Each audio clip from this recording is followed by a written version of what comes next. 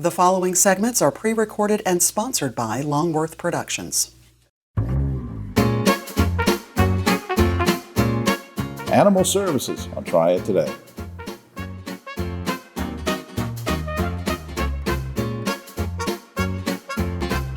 Hello everyone, I'm Jim Longworth and welcome to another edition of Triad Today, coming to you once again from the beautiful Cedar Botanical Garden in Kernersville. We'll tell you more about the garden later on, and later on is when the roundtable shows up, and we'll get into all sorts of controversial topics with those folks, so stay tuned for that. Between now and then, some great topics and guests coming your way. We're going to talk about everything from mentoring kids and all sorts of things, so stay with us. Where we want to start is talking about animal services with an expert in the field. We welcome Chris Davenport. He's a field operations lieutenant with Forsyth County Sheriff's Office in the Animal Services Division. Good to see you, Lieutenant. Good to be here. Thank you. What's the role of Animal Services Division, and does that include running the animal shelter, which everybody knows about the animal shelter? So what's the role? Well, we do not run the shelter. The shelter is run by another county department separate from us. We're responsible for handling all animal-related calls, bite reports and rabies exposures, animal complaints in the unincorporated and incorporated areas of the county. Right. I want to get to rabies and some other topics, but just since it's on my mind, I was thinking about asking you while I've got you here. You know what I hate to see is when a dog is tethered. Yes. Now, is that still legal in Forsyth County? So the only time an animal can be tethered, or a dog can be tethered, is when the owner is outside with the animal and has a visual range of the animal. Okay. So that you assume, if that's the case, that the dog will be cared for and watered and, yes, and fed, but absolutely. Keep your fingers crossed on that. But the best policy is always to have what, a fenced in? A physical fence is the best way to keep your animals safe. It keeps other animals from coming into the yard, keeps your animals from leaving the yard. Absolutely. Now, you know, we all think about, when we talk about animal services, we typically think dogs and cats. But what can you tell us about if people want to have animals like chickens and goats? What should they know about that? The only municipality in Forsyth County that has any ordinance about chickens is Winston-Salem, and they do not allow roosters. You can have any roosters, and you can have up to 5 hens. The only other prohibition would be pigs. They don't allow pigs. Other livestock animals are allowed as long as you have sufficient housing and fencing for them. And throughout the county, though, you can have these types Absolutely, of these animals, yes. Just not in Winston-Salem. All right, let's circle back to rabies, because you were talking about rabies a second ago. Have we had a lot of rabies cases this year? We've had 6 cases this year, 6 confirmed cases, spread throughout the county, not just in one particular area. Well, what should I do, Lieutenant, if I see a wild animal on my property, and I don't know if it's rabbit or not, but what should I do? Well, contrary to popular belief, animals do come out during the daytime. If you see an animal that appears to be sick, acting sick, lethargic, walking in circles, stumbling, you need to call the non-emergency number for the sheriff's office. The non-emergency number Yes. for the sheriff's office. Yeah, now what's the most common complaint? What are a couple common complaints that you guys get? One of probably the most common is people allowing their animals to run at large. We get complaints where the dogs are in somebody else's yard and they're running free, running the streets, running in and out of traffic. And cats aren't supposed to be running free either, right? If somebody they're owns not. a cat, They're not. they should. But a lot of times they don't keep them in their yard. They'll let them in and out at night. So, cat owners, we love you, but go by the rules. Hey, before time gets away from us, give me a good tip to remember for pet owners of any kind of pet, especially cats and dogs. Give me something to think about. We ask people just to be a responsible pet owner. Have your animals spayed or neutered. Keep them vaccinated and keep them on your property. Right. Why'd you want to get into law enforcement? That was just something I always wanted to do. Really? Even as a little boy? Yes. How about that? So you were thinking about it in high school and everything? Yeah, looking ahead. All right. Well, maybe we'll get you back sometime and talk about the fact that you're not from around here. He's from Iceland. Can you imagine? That's a whole story right there. All right, up on screen, co.forsyth.nc.us/sheriff. You can also go to gofcsonc.org. Hope you will check that out. Lieutenant Chris Davenport, thanks. Thank you very much. We'll be right back after this.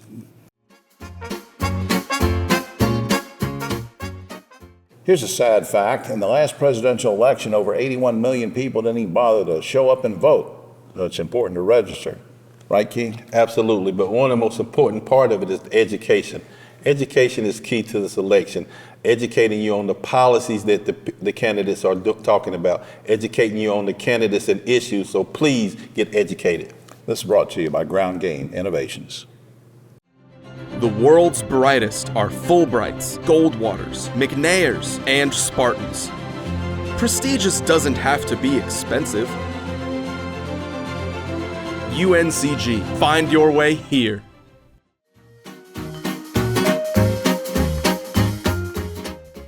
Back now on Triad Today, and I know you're thinking, gee, Jim, don't you have a lot of folks from UNCG on? And yes, we do, because I'm a Spartan, and so I'm prejudiced. And anyway, I'm prejudiced for this lady.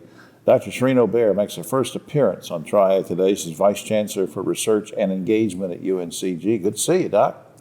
Very good to see you as well, Jim. Thank you so much for having me. What is research designation? When people talk about research, what's the designation of that at UNCG, and what does it mean for students and faculty who might be considering UNCG? So the Carnegie Foundation has classifications for universities to have different research classifications, and we happen to be classified as a high activity research, which is a R2 designation.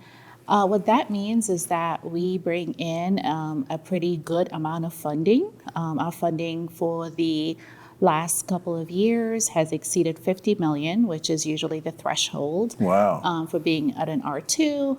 It also means that we are producing a large number of doctoral students, and doctoral students are usually dedicated to doing research. Right. And so that's really what drives the research enterprise for the institution. Well, let me brag on you for just a second, because you talked about the amount of funding that you got. You've had like 2 straight years of record-breaking funding. Mm-hmm. So I guess my question there is, as I brag on you for that, why? I mean, why so successful? Mm-hmm. Thank you for that question. We have had tremendous growth in our research, mainly because our faculty at the university have just done a tremendous job. We have been able to recruit some really talented young faculty who have come in and just have significant talent and are really working in areas that are of national interest and national need. And that's where a lot of the funding is. That's where the federal agencies are wanting to see transformative research being done, and our faculty have been able to write grants and work in these areas. Well, give me an example of something that's innovative research that maybe the folks at home would be interested to know about. What would be an example of that? Yeah, so a lot of the newer grants that we have seen have focused on things like projects related to clean energy, projects related to behavioral health and wellness. So as you probably know, mental health has been a really big challenge nationally.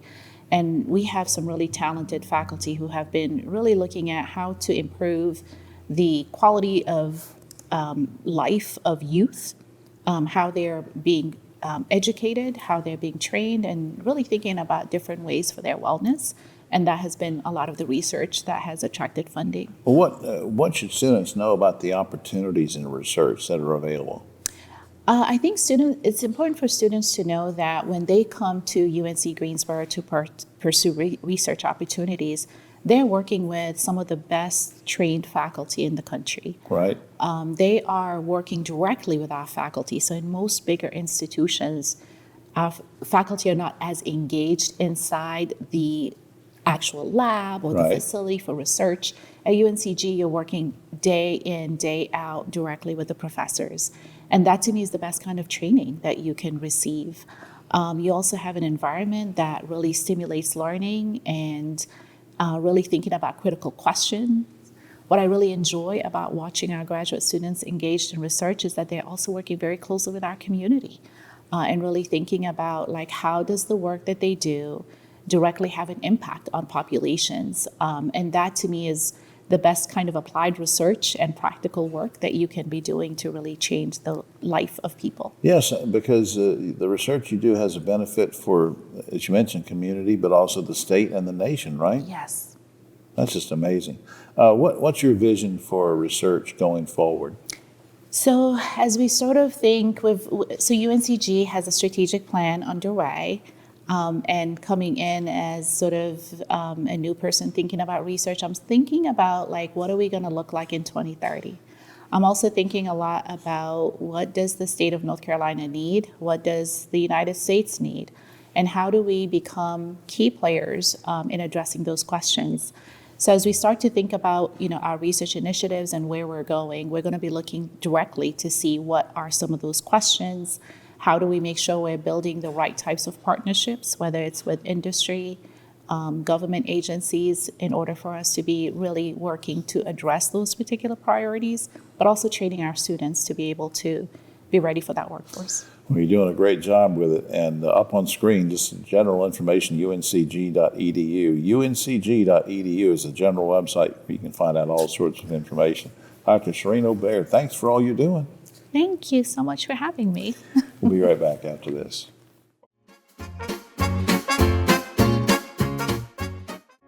Hi, I'm Jim Longworth, reminding you that Triad Today is now streaming on WFMY Plus, available free on Roku and Amazon Fire TV.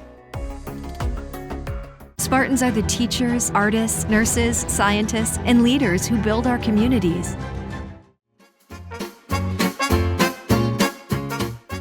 Back now on Triad Today. Last month, if you were watching Triad Today, and shame on you if you weren't, we had a visit from this young man. He's a surgeon, and we're so glad he's in the area and practicing and helping folks. But we welcome him back to the show because before we learned about him as a person, and now I want to ask him some questions about a specific condition that he helps patients with. We're talking, of course, with Dr. Carl Buchholz. He's a general surgeon with Northern General Surgery in Mount Airy, part of the Northern Regional Hospital family. And we welcome you back to the show, Doc. Well, thanks for having me back. Just remind folks what kinds of surgery you perform. Oh, well, general surgery, anything in the abdomen, and ports access, and pilonidal disease. Pilonidal. You sent me an email about this, and for folks at home, I'm having trouble, pronouncing it. It's Pilonidal, pilonidal disease. What is that? Well, if you break down the word itself, it gives you a clue as to what it is. So pilo or pilo means hair, and nidal means from nidus is a nest. So it really is just a super form of an ingrown hair that you get at the bottom of your back or the top of your gluteal cleft. Now, how common is this? It is surprisingly common, and it's a thing that understandably not a lot of people talk about, which leads people who have it to think maybe that they're the only ones out there with it. Yeah, because as you said, I'm just going to be crude about it. It can happen down in the butt area, right? That's right. So people don't just go around saying, how you doing today, Jim? Well, I've got this pilonidal thing on my butt. You just don't talk about it. It's That's embarrassing, right. But it hurts too, right? It does. And it first really came on the scene of public prevalence in World War II. The original name for it was Jeep driver's disease. Oh, man, yeah, because of the bouncing around and driving and sitting all the time. That's right. Now, but is it more common with men versus women versus whatever? The most common people are young men and people who spend a lot of their time sitting. Hence, Jeep driving was the perfect storm of conditions. But people, especially who are endowed with a lot of hair, are at higher risk for it, but it can happen to anybody. Yeah. Now, as you said, though, the main cause would be a lot of sitting. Mm-hmm. So maybe if you're out and active and not sitting as much, it won't happen. Now, what can be done to prevent this other than the fact that we know that sometimes Jeep drivers, truck drivers, people like that, we get it. Is there anything you can do to prevent it if you think you're susceptible? Maybe, hey, my dad had that problem and I don't want to have it again. Mm-hmm. What do you do? Absolutely. Well, like you said, the biggest thing is spending less time sitting, but that's not always a practical consideration. So hygiene is the other biggest thing. Everything about it is keeping it dry and clean. So showering frequently, patting it dry afterwards. And if you've got a friend who can help you with clipping hair in the back and kind of pulling some of those ingrown hairs, that's the best you can do for it in terms of prevention. Now, when should you first see a doctor? You've got this condition. Mm-hmm. It's annoying you. It's painful. It's embarrassing. Mm-hmm. I mean, at what point do I pick up the phone and call a surgeon? A lot of people come to us when they have an abscess, a collection of infection that has to be drained. And of course, at that point, the only treatment for it is to lance it and wait until it calms down afterwards. But there's a lot that can be done before it gets to that point. Specifically, you can excise the area. And historically, this was kind of a pain to do surgically because it's a wound in a rough spot and they were hard to heal. Right. But with some modern advances and some reconstructive flap options, we have some really good surgical approaches now. If you have a persistent drainage or you've been fighting it for a long time, the surgery to correct it has a really low recurrence rate and it heals up really nicely. Right. Is there a lot of recovery time from that? Well, there's a couple weeks of your sore back there because we do put a cut on you, but the recurrence rate is so low, it can be a one procedure operation. You never have to deal with it ever again. Okay.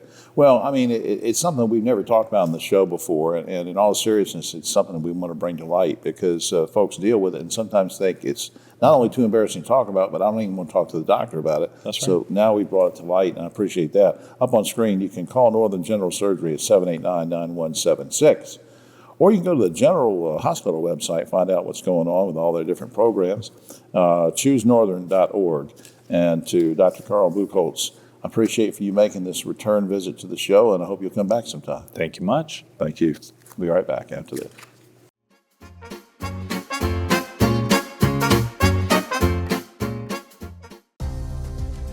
North Carolina's economy is growing, bringing new businesses and opportunities. The need for electricity is growing too.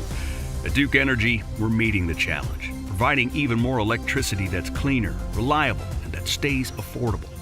We're getting out of coal and reinvesting in our communities with a diverse, balanced mix of energy sources and making targeted upgrades to the grid so that North Carolina can thrive in a smarter energy future.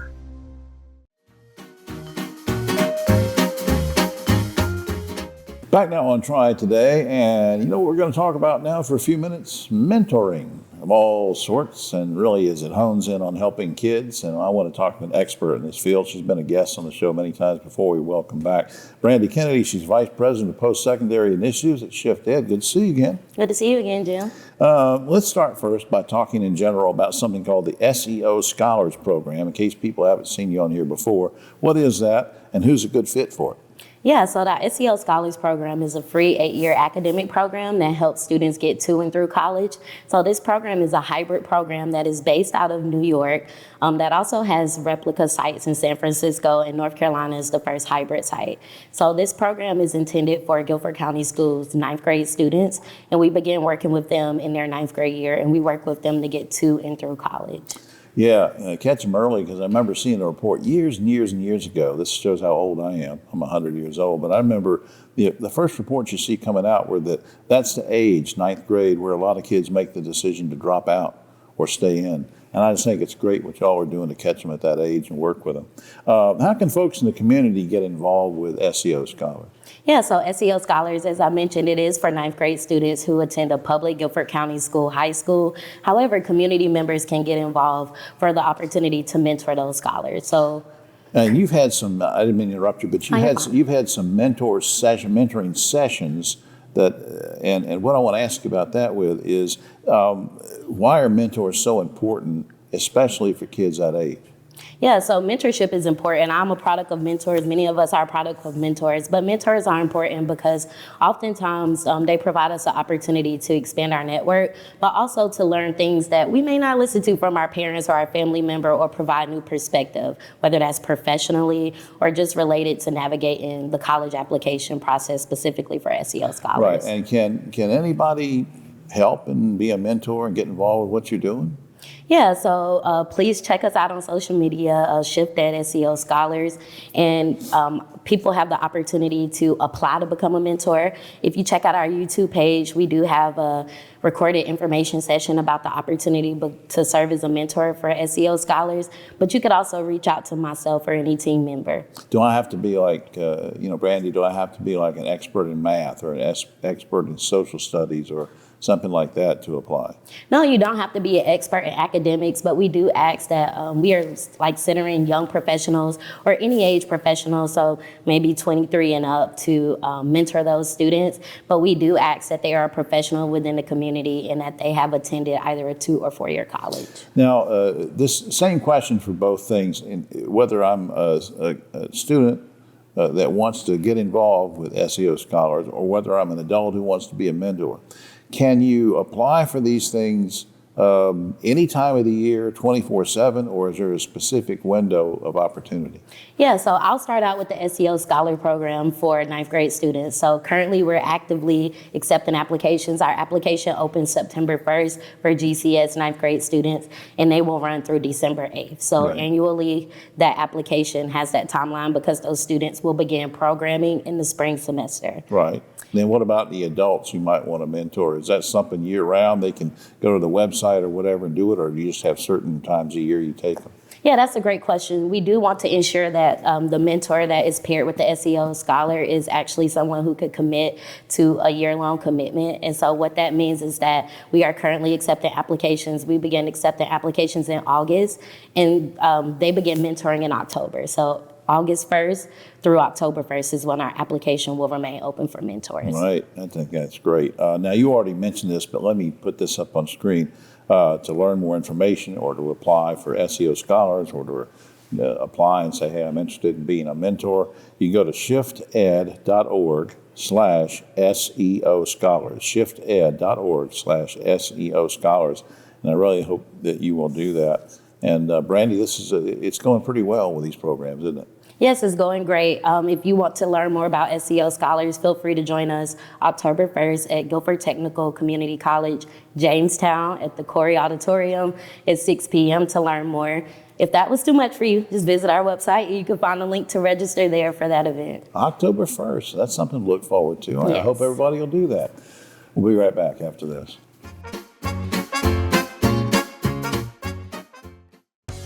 Hi, I'm Jim Longworth, reminding you to catch my column Longworth at Large and Yes Weekly every week. It's available throughout the Triad, or you can go online, yesweekly.com.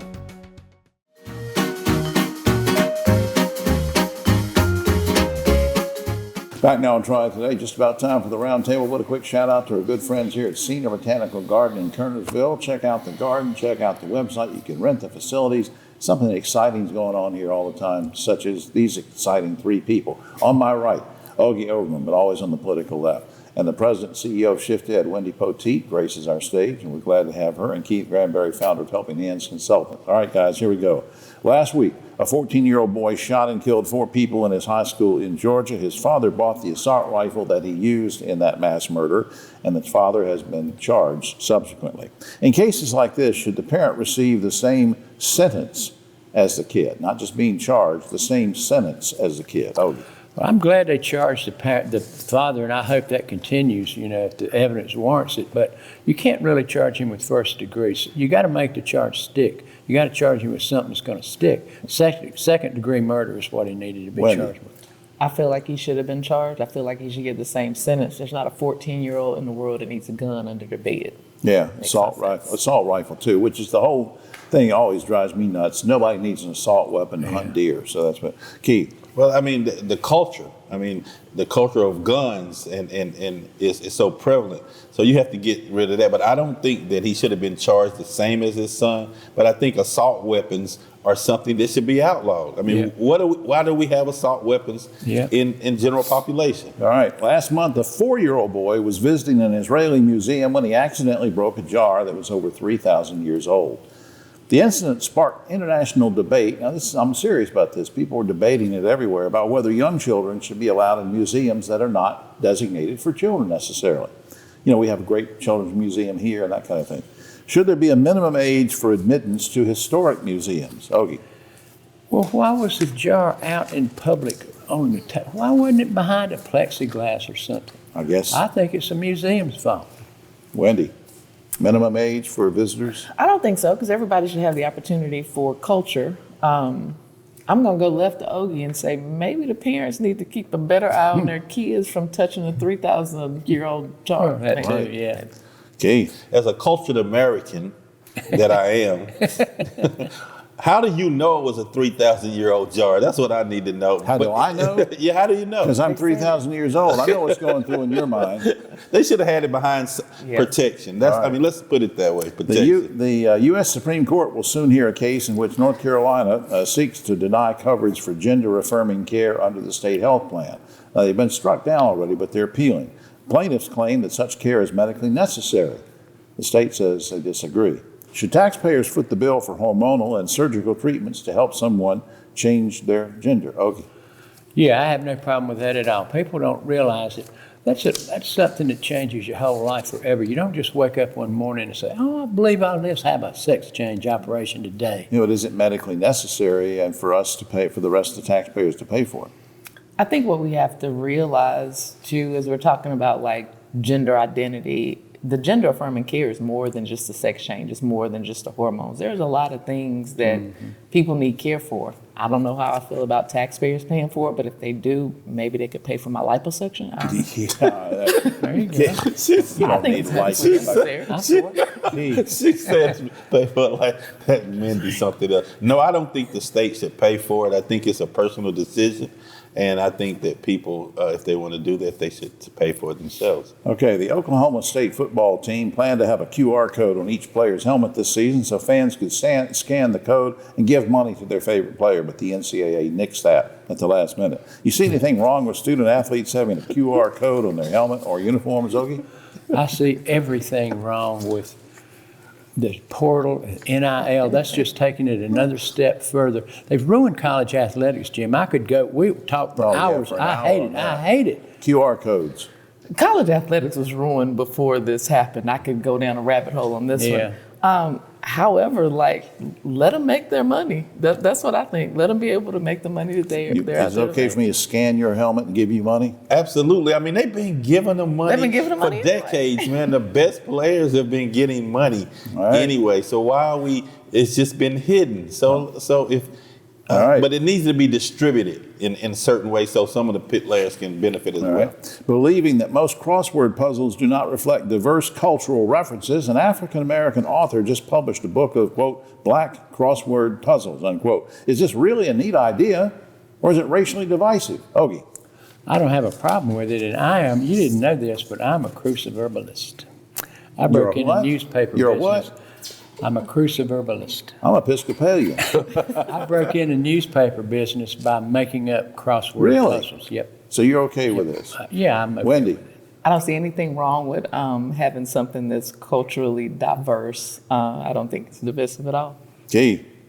Well, the crossword puzzles have been divisive in the first place. Why would you not have culturally different crossword puzzles? I don't see anything wrong with it. All right. I think it's great. Okay. Finally, the company that makes Aunt Annie's soft pretzels is now selling pretzel-flavored perfume. Guys, would you like for your woman to smell like pretzels? Wendy, would you wear pretzel-flavored perfume? Ogie.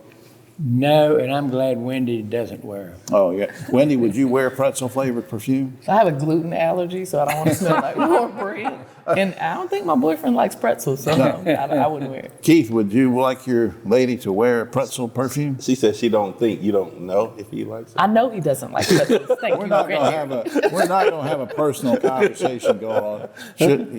Would you like her to wear it? I don't like pretzels. I don't think anyone should have pretzels cologne. I'm a Baccarat 540 myself. Okay.